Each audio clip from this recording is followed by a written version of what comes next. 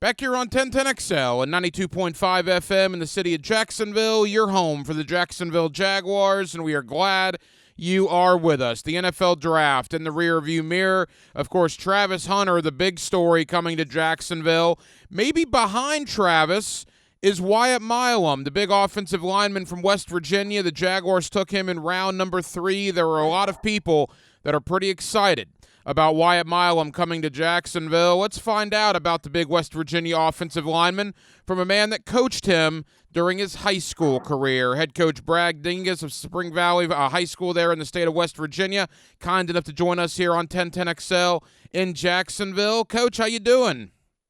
Pretty good. How are you doing? Coach, we're good. Thank you for the time, and take us back to Friday when you see your guy, Wyatt Milum, getting drafted by the Jacksonville Jaguars. Your emotions as his former high school coach.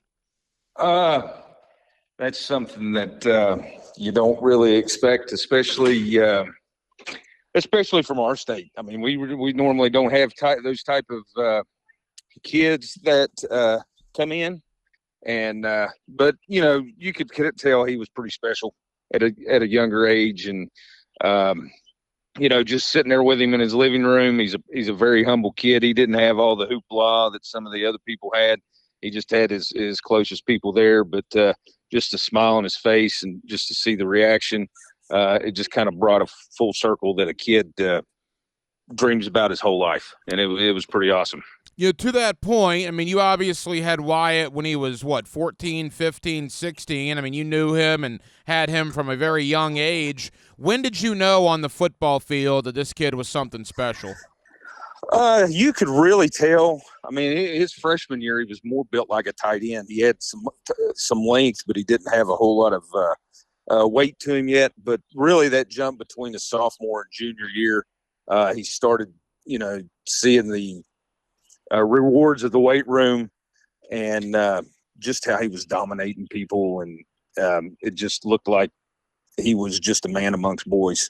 We knew that not only was he going to be a Power 5 guy, but, somebody that was really going to excel at that level.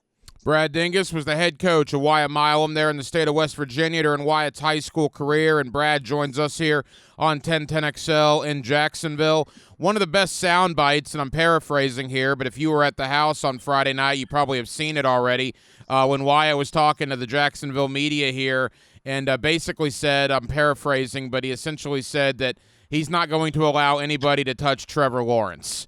I mean, you want to talk about what you want to hear from a fan base, from an offensive lineman. Wyatt's already earned a lot of fans just by that statement alone. Coach, he seems like a kid that really takes pride in protecting his quarterback. Yeah, he will do whatever he can to get the job done. That's what has made him great through the years coming up. He takes pride in his craft.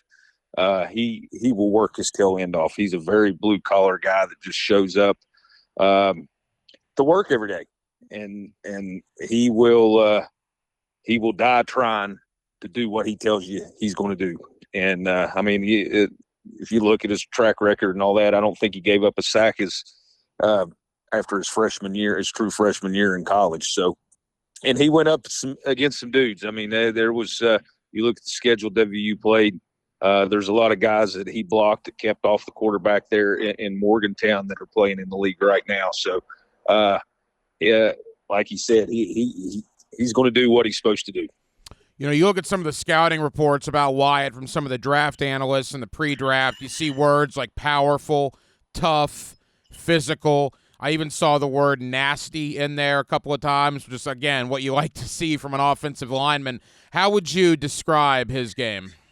I know when he played for me, we didn't have a whole lot of skill kids. We weren't spreading it out much. We were a wing T type football team that played in there tight, and we were a gap scheme program that there was a lot of blocking down. And I've not had a kid since him get and I don't even know if this is a real call or not, but he got a couple excessive blockings where he would take the guy. He played right tackle for me, but he would have taken him all the way across the field and pancaked him.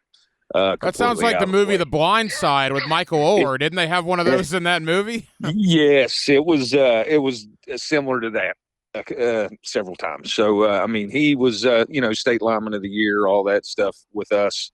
But he's just a dominant player, and the best thing about him is he's probably a better human being. You're not going to find more of a humble type kid than him, and he's great in the locker room, a great leader. You have something special when your best player is your best practice player, and that's what he was. As his head coach, when he got excessive blocking, I guess it's hard to be mad at the kid, right? Yeah, I mean, it was, you just kind of shrug your shoulders, and I mean, you don't want to tell him not to do that. So we'll take the penalty and move on. But you look back at it now and you laugh about it. I was probably mad when it happened, but not at him. But you don't see too many of those. Final moments with Brad Dingus, the high school head football coach of Wyatt Milum, who the Jaguars spent a third-round pick on in this past weekend's NFL draft. Coach, the talk here in Jacksonville is potentially guard, potentially left guard for Wyatt. He played primarily tackle at West Virginia. Do you think he has the skills to move inside and play offensive guard? Yeah, I do. I honestly think he could play anywhere on the line of scrimmage. And the left side's a little bit more natural to him. He's left-handed, so I see no issues with him moving down. I think he'll be great at it.